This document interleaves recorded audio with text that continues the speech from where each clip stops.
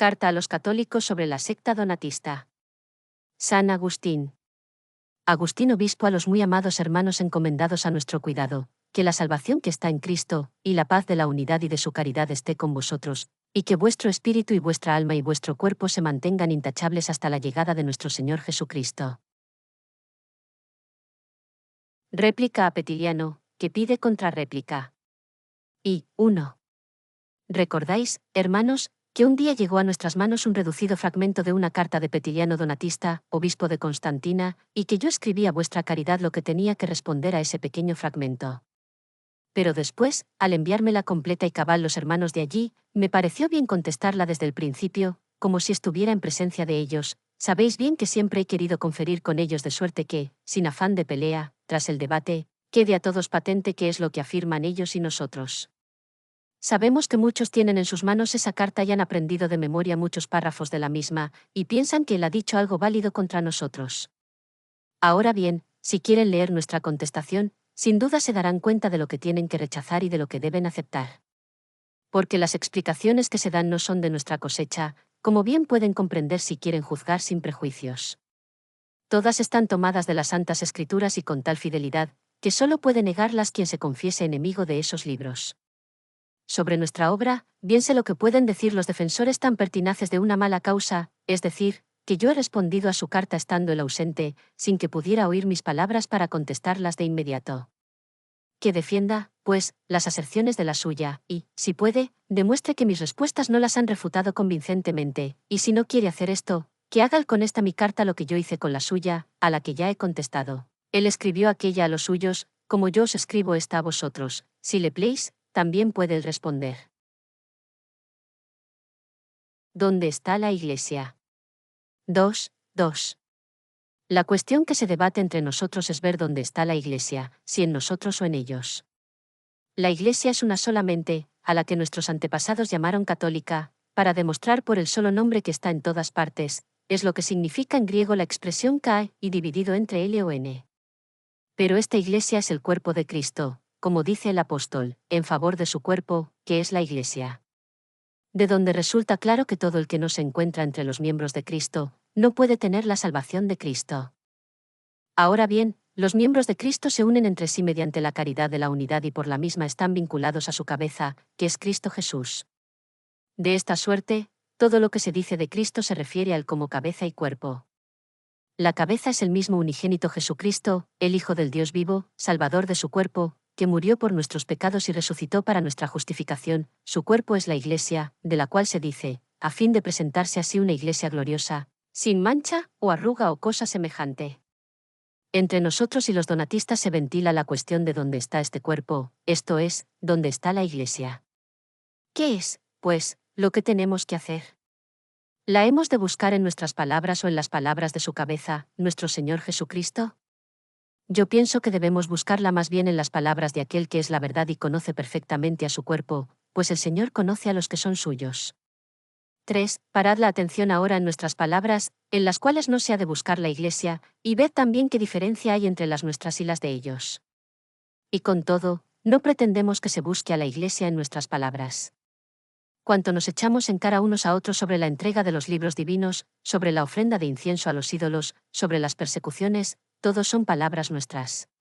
Y en esta materia nosotros nos atenemos a esta norma: o se consideran verdaderas o falsas las palabras que ellos y nosotros decimos, o se consideran verdaderas las nuestras y falsas las de ellos, o falsas las nuestras y verdaderas las de ellos. Vamos a demostrar que, en cualquiera de estos casos, es ajeno a toda culpa el pueblo cristiano, con el que estamos en comunión. En efecto, si son verdaderas las acusaciones que les achacamos nosotros a ellos o ellos a nosotros, cumplamos lo que dice el apóstol, perdonándonos mutuamente, como también Dios nos ha perdonado en Cristo. Así, ni los malos que ha podido haber o hay entre nosotros, o los que ha podido haber o hay entre ellos, han de impedir nuestra concordia y el vínculo de la paz, si logran corregir su único delito, el de separarse de la unidad del orbe de la tierra. Si, en cambio, son falsas las acusaciones que mutuamente nos lanzamos unos a otros sobre la entrega de los libros o la persecución de inocentes, no veo causa alguna de discordia, solo veo motivo para que se corrijan los que se separaron sin motivo. Si, por el contrario, somos nosotros los que decimos la verdad, puesto que apoyamos las actas que presentamos no solo en las cartas del emperador, a quien fueron ellos los primeros en escribir y al que luego apelaron, sino también en la comunión del orbe entero, y, a su vez, de ello se demuestra que es falso lo que ellos afirman, ya que no pudieron sacar adelante su causa en aquellos mismos tiempos en que se debatía la cuestión. Si esto es así, queda de manifiesto que es mayor el delirio de su cólera sacrílega y la persecución de almas inocentes que si se les acusase solo del crimen del cisma. Las otras acusaciones pueden atribuirlas no a todos los suyos, sino a los que les parezca. En cambio, el cisma es delito de todos. Además, si pretenden que son verdaderas las acusaciones sobre la entrega de los libros y la persecución que nos imputan, y falsas las que nosotros les imputamos, ni aun así quedan libres de la acusación de cisma. En efecto, esas acusaciones pueden afectar a algunos, pero no a todo el mundo cristiano. Si piensan que éste ha perecido por contagio, paso por alto cuántos y bien conocidos males han tenido que soportar los santos por el bien de la paz en la sociedad humana. Solamente digo esto, que muestren cómo no han perecido ellos mismos por el contagio con aquellos profanadores sacrílegos de la pureza de las vírgenes consagradas, que se ocultan o se han ocultado entre ellos, de los que no están enterados al presente o no lo estuvieron nunca. Dirán que ellos no se contaminaron porque no lo conocieron. Entonces, ¿cómo pudo contaminarse el orbe que no sabe aún si son verdaderas sus acusaciones? Supongamos que con respecto a nosotros quedan probadas y demostradas, ¿qué hemos de pensar de tantos pueblos? Se los deja sin que ellos lo sepan, luego se los deja siendo inocentes, y, como no supone crimen en ellos, comienza a ser suma impiedad por nuestra parte. ¿O debemos acudir a toda prisa y enseñarles lo que sabemos? ¿Y para qué? Para que sean inocentes. Ya lo son al no saberlo. En efecto, no conservamos la inocencia porque conozcamos las maldades de los hombres, sino porque no consentimos en las que conocemos y no juzgamos temerariamente sobre las conocidas. Por esto, como dije, es inocente el orbe entero, que desconoce las acusaciones que lanzan estos contra algunos, aunque sean verdaderas. Y por eso los que se separaron de esos inocentes perdieron la inocencia por el mismo crimen de la separación y del cisma, y ahora pretenden demostrarnos que son verdaderas las acusaciones que lanzan contra algunos, con el fin de separarnos de aquellos contra los cuales no tienen nada verdadero que decir. 4. Esto es lo que les dice el orbe entero, muy breve en palabras, pero de una verdad contundente. Los obispos africanos combatían entre sí. Si no podían poner fin a la discordia surgida, de modo que, reducidos unos a la concordia o degradados los querellantes, los que mantenían la buena causa permaneciesen en la comunión del orbe mediante el vínculo de la unidad, no quedaba otro recurso sino este, que los obispos del otro lado del mar, donde se halla la inmensa mayoría de la Iglesia católica, juzgasen acerca de las disensiones de los obispos africanos, sobre todo ante la insistencia de los que reprochaban a los otros la acusación de una ordenación reprobable. Si no se hizo esto, la culpa es de los que debieron hacerlo, no del resto del orbe, que no conoció la causa porque no se la llevó ante él. Y si se hizo, ¿dónde está la culpa de los jueces eclesiásticos, quienes, aunque se les hubiese presentado la acusación y fuese verdadera, no debían condenar porque no se la habían probado? ¿Podían acaso mancharlos los malos que no podían descubrírselos? Si se los descubrieron y, quizá por apatía o complicidad, no quisieron apartar a los tales de la comunión y con un detestable juicio llegaron a dictar sentencia en su favor. ¿Qué pecado cometió el orbe de la tierra que no se enteró de que aquella causa había tenido malos jueces y creyó que habían juzgado rectamente aquellos a los cuales él no pudo juzgar? A la manera que el crimen de unos reos, si lo ignoraban los jueces, no pudo contaminarlos, así el crimen de los jueces, si existió alguno, al desconocerlo el orbe no pudo contaminarlo. Por tanto, nosotros estamos en inocente comunión con inocentes al no saber hoy lo que tuvo lugar entonces. Y así, aunque nos enterásemos hoy de que es verdad lo que dicen contra algunos, no hay motivo alguno para apartarnos de los inocentes que ignoran esto y pasarnos a aquellos que sin excepción están implicados en el crimen del cisma por haber hecho lo que nos aconsejan hacer a nosotros, es decir, que no toleremos a los malos como los toleraron los apóstoles, sino que, a imitación de los herejes, abandonemos a los buenos. Pero concedamos que el orbe entero, cosa imposible, puede conocer claramente hoy con nosotros que son verdaderos los crímenes de algunos a los que éstos acusan, ¿será acaso más inocente que lo era antes de conocerlo? Como los malos desconocidos no podían mancharlos, aunque se encontraran aún en vida, del mismo modo los que salieron ya de esta vida, aun siendo conocidos, no pueden manchar.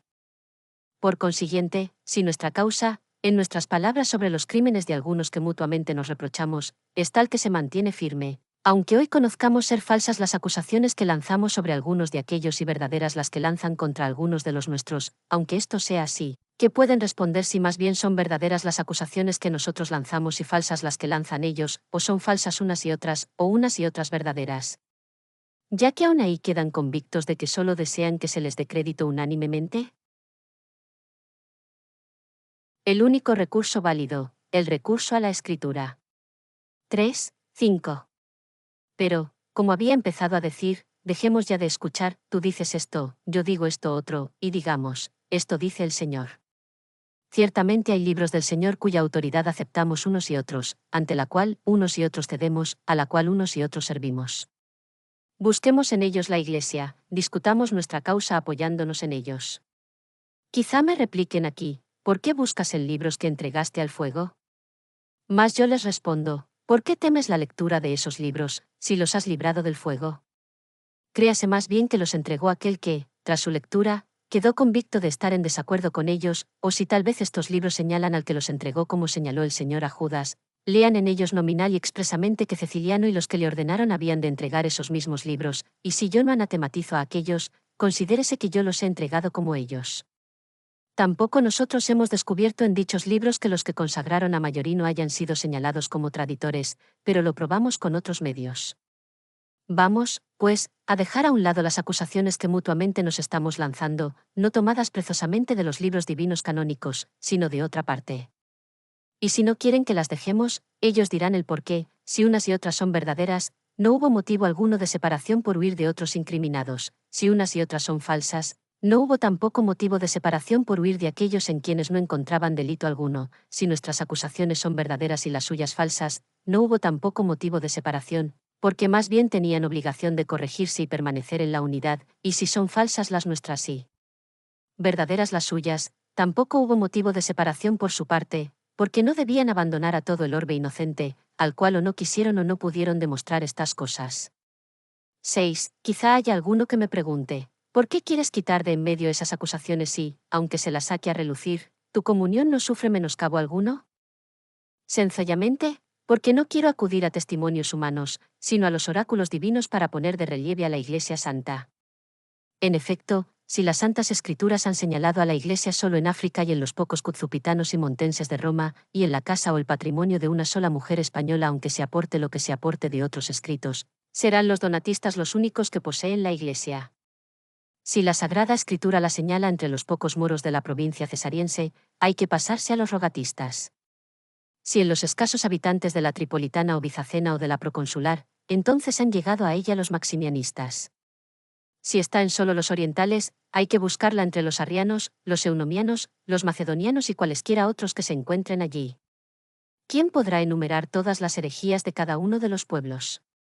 Ahora bien, si la Iglesia de Cristo fue señalada presente en todos los pueblos por los testimonios divinos y certísimos de las Escrituras canónicas, a pesar de lo que puedan aducir, tomándolo de donde sea, los que dicen, Cristo está aquí, Cristo está allí, si somos ovejas suyas, escuchemos más bien la voz de nuestro pastor que dice, no lo creáis, pues ninguna de esas sectas se encuentra en los muchos pueblos donde está esta, y esta, en cambio, que está en todas partes, se encuentra.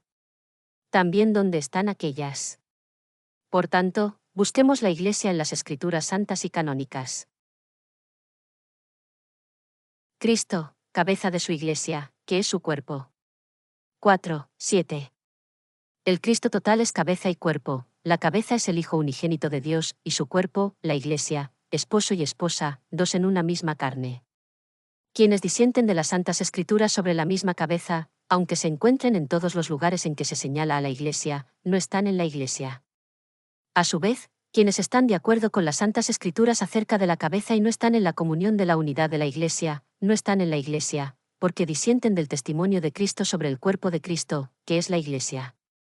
Así, por ejemplo, quienes no creen que Cristo se hizo carne en el seno de la Virgen María, de la descendencia de David, hecho afirmado con tanta claridad en la Escritura de Dios, o que resucitó en el mismo cuerpo en el que fue crucificado y sepultado, aunque se encuentren por todas las tierras en que está la Iglesia, no por eso están dentro de la Iglesia, porque no tienen la misma cabeza de la Iglesia, que es Cristo Jesús, y no es precisamente en algún punto oscuro de las divinas Escrituras en el que se engañan, sino que contradicen sus testimonios más claros y conocidos.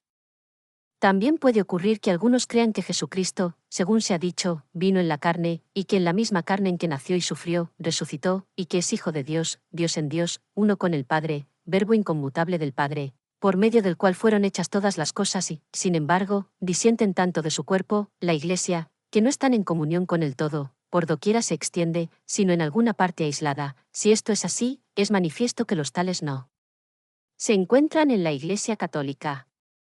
Ahora bien, como nuestra discusión con los donatistas no se refiere a la cabeza, sino al cuerpo, es decir, no trata de la cabeza, sino del cuerpo, esto es, no del mismo Salvador Jesucristo, sino de su Iglesia, sea la misma cabeza, en la que estamos de acuerdo, la que nos muestre su cuerpo, sobre el cual disentimos, a fin de que por sus palabras dejemos ya de hacerlo. Él es, en efecto, el Hijo unigénito y palabra de Dios y, por tanto, ni los mismos santos profetas hubieran podido proclamar las verdades si la misma verdad, que es la palabra de Dios, no les manifestara lo que tenían que decir y no les mandara decirlo. Así, pues, la palabra de Dios resonó en los primeros tiempos por medio de los profetas, luego lo hizo por sí mismo, cuando la palabra se hizo carne y habitó entre nosotros, después por los apóstoles que envió a predicarle, para que llegara la salvación a los confines de la tierra. En todos estos, por consiguiente, hay que buscar la Iglesia. Recurrir solo a textos claros. V. 8. Pero los maldicientes tantas veces cambian muchos textos aplicándolos a quienes o a lo que les place. Igualmente, a muchos otros que, para ejercitar las mentes racionales, aparecen en lenguaje figurado y oscuro, se les considera, recurriendo a imágenes enigmáticas o de sentido ambiguo, como en armonía y al servicio de una interpretación errónea. Por eso, de antemano digo y propongo que escojamos algunos textos claros y manifiestos, pues si estos no se encontrasen en las divinas escrituras, no habría manera de sacar a luz lo encerrado ni de esclarecer lo oscuro. Ved, por ejemplo, qué fácil nos sería a nosotros aplicar contra ellos o a ellos contra nosotros lo que dice el Señor de los fariseos: vosotros os asemejáis a los sepulcros blanqueados, por fuera parecen bonitos, pero por dentro están llenos de huesos de muertos y de porquería. Así también vosotros, por fuera parecéis justos ante los hombres, pero por dentro estáis llenos de hipocresía y de maldad. Si nosotros aplicamos estas palabras contra ellos o ellos contra nosotros, si no se demuestra antes con documentos irrefutables quiénes son los que siendo injustos se tienen por justos, ¿quién medianamente sano puede ignorar que todo eso se dice a impulso más bien de una ligereza insultante que de una verdad convincente? El Señor decía todo eso contra los fariseos en calidad de Señor, esto es, como conocedor del corazón y conocedor y juez de todos los secretos humanos. Nosotros, en cambio, debemos primero hallar y demostrar las imputaciones, a fin de que no seamos inculpados de la gravísima acusación de insana temeridad. Sin duda, si nos demuestran ellos antes que somos nosotros tales hipócritas, en modo alguno hemos de rehusar admitir que esas palabras de las Santas Escrituras nos reprenden y sacuden a nosotros, e igualmente, si nosotros demostramos que son ellos los afectados por esa hipocresía, estará también en nuestras manos, tras la demostración y refutación de su conducta, descargar sobre ellos los reproches del Señor.